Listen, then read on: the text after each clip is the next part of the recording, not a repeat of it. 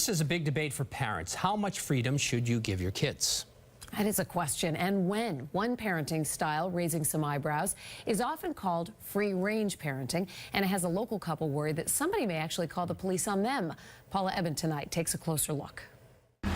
There's helicopter parenting, where kids are constantly under the watchful eyes of mom and dad. Then there's this.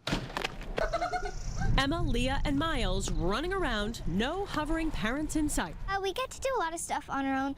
Well, we have to do chores. We have chores. We get to play a lot, 2 different socks, and my shirt's inside out and backwards. But we let them more decide their own passions without us constantly hovering over them, telling them what to do. It's called free-range parenting. These moms and dads allow their children certain freedoms, like playing on their own, that other parents may see as unsafe. I don't think it should even be an issue. I think it should just be the way, that's how we were all raised, right? And I think it has gone completely the other way, and I think it should come back to the way it was. Jay and Anouk Flood of Framingham say they'd love to give their kids even more independence, but they're deliberately holding back. I think twice, not because I'm afraid that something's going to happen to her or somebody's going to take her, but because I'm afraid that somebody else is going to call the police and say, hey, I saw a 12-year-old walking all alone. Our big fear really is somebody going to call the cops on us for being bad parents. And those fears are real for this Baltimore family who've ignited a national debate about how we raise our kids.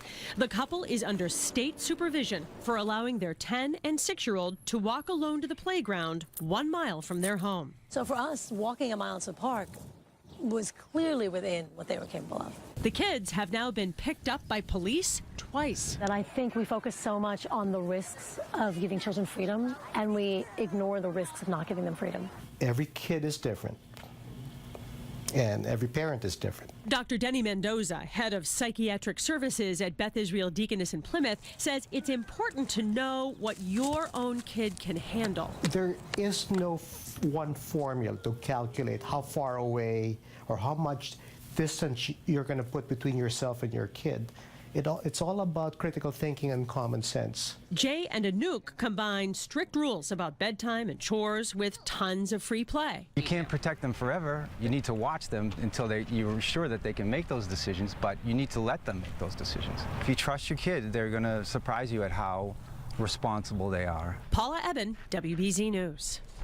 It's an interesting debate. I mean, his last soundbite there says, if you trust your kids. Right. I trust my kids. I don't trust the other people out there. Right, and the notion of common sense, which is fluid and changes. Yes, it does.